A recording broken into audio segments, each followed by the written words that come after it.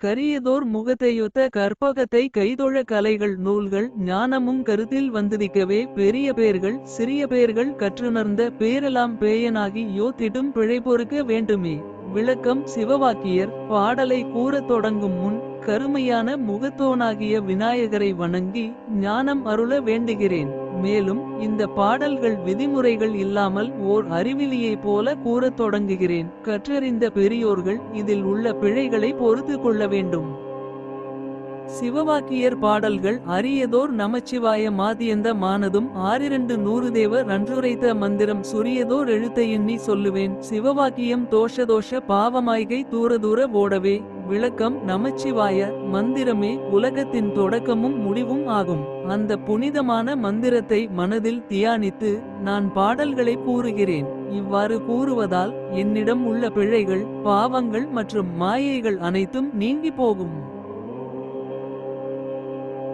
ஆனவ அஞ்செழுத்துளே எண்டமு மகண்டமும் ஆனவ அஞ்செழுத்துளே யாதியான மூவரும் ஆனவ அஞ்செழுத்துளே யகாரமும் மகாரமும் ஆனவ அஞ்செழுத்துளே எடங்கலாவ லுற்றதே. ஓடியோடி யோடியோடி யுட்கலந்த சோதியை நாடி நாடி நாட்களும் கழிந்து போய் வாடி மாண்டு போன மாந்தர்கள் கோடி எண்ணிறந்த கோடியே. விளக்கம் இந்த பாடல் சிவாய நம என்ற ஐந்தெழுத்திலே அண்டமும் அகண்டமும் இந்த உலகங்கள் அனைத்து அண்டம் மற்றும் பேரண்ட வெளிகளும் அகண்டம் அடங்கியுள்ளன. அதாவது இந்த பிரபஞ்சம் முழுவதற்கும் மூலமாக இருப்பது இந்த ஐந்தெழுத்தே. ஐந்தெழுத்திலே ஆதியான மூவரும் சிருஷ்டி ஸ்திதி சம்ஹாரம் செய்யும் ஆதிதேவர்களான பிரம்மா விஷ்ணு ருத்திரன் ஆகிய மூவரும் இந்த ஐந்தெழுத்தின் வடிவங்களே. வேதங்களின் முதல் ஒலியான அகாரம் மற்றும் இறுதியான ஓசையான மகாரம் சர்வசக்தியின் அடையாளங்கள் ஆகிய மூல ஒலிகள் யாவும் இந்த ஐந்தெழுத்துக்குள்ளேயே இருக்கின்றன. இந்த உலகத்தில் உள்ள எல்லா பொருள்களும் எல்லா செயல்களும் எல்லா தத்துவங்களும் கடைசியில் இந்த சிவபெருமானின் ஐந்தெழுத்துக்குள்ளே வந்து அடங்கிவிடுகின்றன. வேதநிலை வடிவு கண்டு கொண்ட பெண்ணை மற்றொருவனத்தினால் விடுவனோவனை இன்னம் வெட்டவேணும் மென்பனே நடுவன்பம் தழைத்தபோது நாரும் இந்த நல்லுடல் ரே அடலை மட்டும் கொண்டு போய் தோட்டிகை கொடுப்ப. விளக்கம் அழகான தோற்றத்தை கொண்ட ஒரு பெண்ணை பார்த்து அவளை இன்னொருவன் கவர்ந்து தன்வசப்படுத்தி கொண்டால் அவனை இன்னமும் வெட்ட வேண்டும் என்று நீதி வழங்கும் நடுவன் யமதர்மன் அல்லது நீதிபதி கட்டளையிடுவான். நீதிநிலை இது பிறன் மனை நயத்தல் என்ற பெரும் பிழைக்கான கடுமையான தண்டனையை குறிக்கிறது.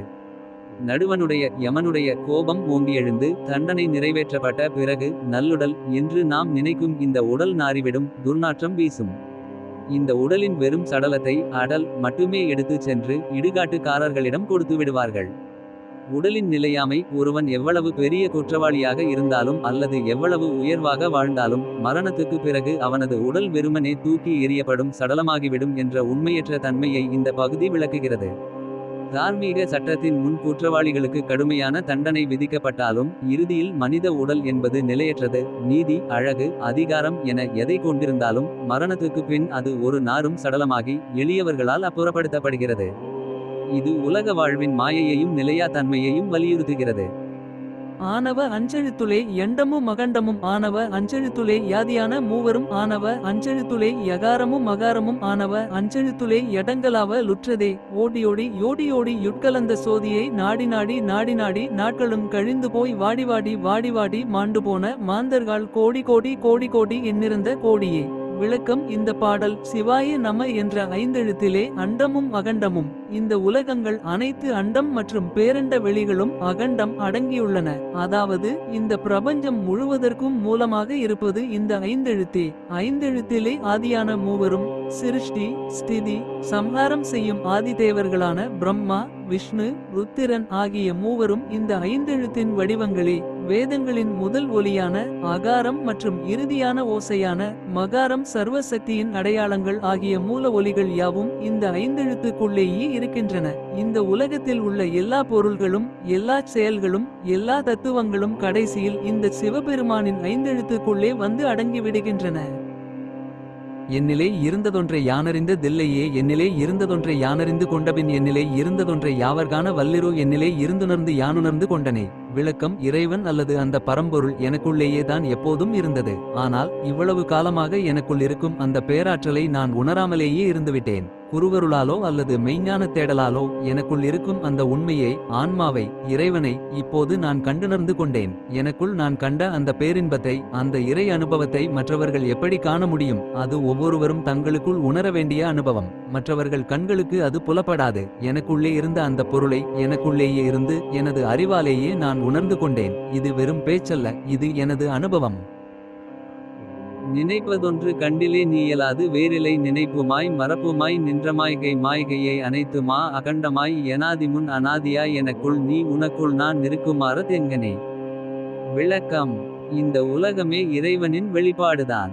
கடலில் அலைகள் எழுவதும் விழுவதும் போல நம் மனதில் எண்ணங்கள் தோன்றுவதும் மறைவதும் அந்த இறைவனின் சக்தியால் தான் நடக்கிறது. இறைவன் ஒரு மிகப்பெரிய கடல் போன்றவர் என்றால் நாம் அதில் இருக்கும் ஒரு துளி நீர் போன்றவர்கள். துளிக்குள் கடலும் இருக்கிறது, கடலுக்குள் துளியும் இருக்கிறது. இந்த அத்வைத நிலையை, இரண்டற்ற நிலை தான் எனக்குள் நீ உனக்குள் நான் என்று திருமூலர் அழகாக விளக்குகிறார். மண்ணும் நீ விண்ணும் நீ மறுகடல்கள் ஏழும் நீ எண்ணும் நீ எழுத்தும் நீ இசைந்தபண் எழுத்தும் நீ கண்ணும் நீ மணியும் நீ கண்ணுளாடும் பாவை நீ நன்னுகீர்மை நின்ற பாதம் நன்னுமார் ருளிடாய். விளக்கம்: திருநாவுக்கரசர் அப்பர் அருளிய இந்த தேவாரம் மண்ணும் நீ விண்ணும் நீ மற்றும் உலகை சூழ்ந்துள்ள 7 வகைப்பட்ட கடல்களும் நீயே. அதாவது பஞ்சபூதங்களும் அவற்றின் விரிவுகளும் நீயே.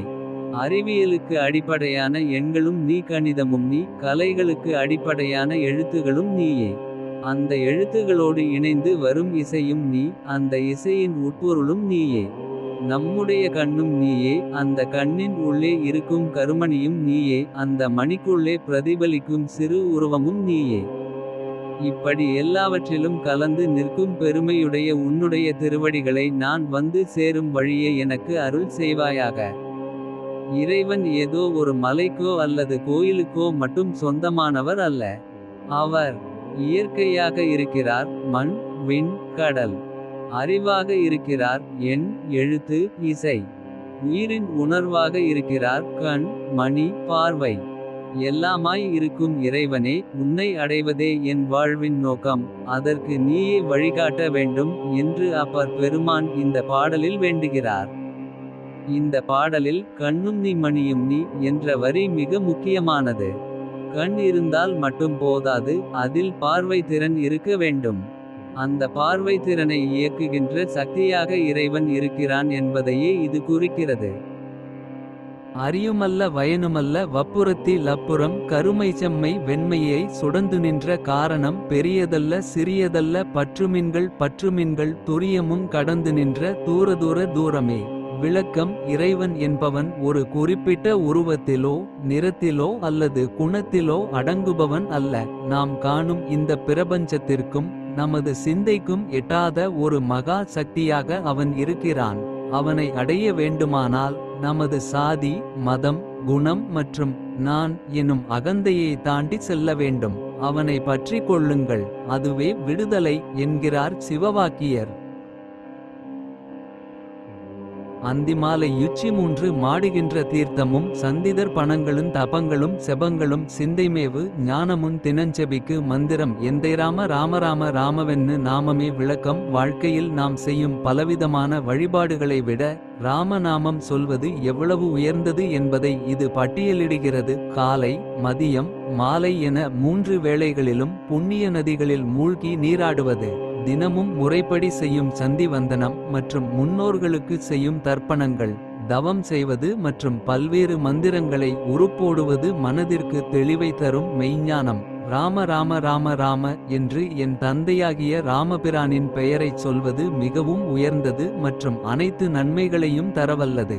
சுருக்கமாக 1000 மந்திரங்கள் தெரிந்திருக்க வேண்டிய அவசியமில்லை. பல புண்ணிய நதிகளுக்கு செல்லவும் நேரமில்லை என்பவர்கள் ராம என்று மனதாரச் சொன்னாலே போதும். அதுவே எல்லா வழிபாடுகளுக்கும் சமம் என்பதே இந்த பாடலின் கருத்து. கதாவுபஞ்ச பாதகங்கள் ஐந்துறந்த மந்திரம் இதாமிதாம தல்லவென்று வைத்துழலும் மேழைகால் சதாவிடாம லோதுவார் தமக்கு நல்ல மந்திரம் இதாமிதாமி ராமராம ராமவென்னும் நாமமே. விளக்கம் கொலை களவு காமம் போய் மது அருந்துதல் ஆகிய 5 மகா பாவங்களையும் பஞ்சமா பாதகங்கள் போக்கக்கூடிய மந்திரம் எதுவென்று தெரியாமல் இதுவோ அதுவோ என்று குழம்பித் திரியும் அறிவில்லாதவர்களே, எப்போதும் இடைவிடாமல் சொல்பவர்களுக்கு நன்மையை தரும் உண்மையான மந்திரம் ராம ராம ராம என்னும் திருநாமமே ஆகும். உலகில் பல மந்திரங்கள் இருந்தாலும் எளியவர்களுக்கும் புரியும்படியாகவும் சொன்ன உடனேயே மனதிற்கு அமைதியையும் பாவ மன்னிப்பையும் தரக்கூடியது ராமநாமம் ஒன்றே என்பது திருமூலரின் வாக்கு குறிப்பு. திருமூலர் பொதுவாக சிவாய நம என்று போற்றுவார். ஆனால் இந்த பாடலில் ராம நாமத்தின் சிறப்பை வலியுறுத்தியிருப்பது குறிப்பிடத்தக்கது. நானதேது நீயதேது நடுவினின்ற தேதடா கோணதேது குருவதேது கூறிடும் குலாமரே ஆனதேது வழிவதேது வப்புறத்தி லப்புறம் ஈனதேது ராமராம ராமவென்ற நாமமே. விளக்கம் நானே தெய்வம் என்றும் நீயே தெய்வம் என்றும் பிரித்து பேசுகிறீர்களே, இவை இரண்டுக்கும் நடுவில் நிற்கும் உண்மை பொருள் எது? வளைந்து நெளிந்து செல்லும் பாதைகள் எவை? வழிகாட்டும் குரு என்பவர் யார்? இவற்றை தெளிவாக சொல்ல தெரியாதவர்களே, ஒரு பொருள் உருவாவது எப்படி, அழிவது எப்படி, எல்லாவற்றையும் கடந்த அந்த பரம்பொருளின் ரகசியம் என்ன? இவை அனைத்திற்கும் விடையாக இருப்பது ராம ராம ராம என்னும் நாமமே. உலகில் எது உண்மை எது பொய் என்று தெரியாமல் குழம்பும் ஏழைகளே, பிறப்பு இறப்பு இன்பம் துன்பம் என எல்லாவற்றையும் கடந்து நிற்கச் செய்யும் ஆற்றல் ராம என்னும் நாமத்திற்கு உண்டு. அதை சொன்னால் தெளிவு பிறக்கும். யோக நிலை சாத்திர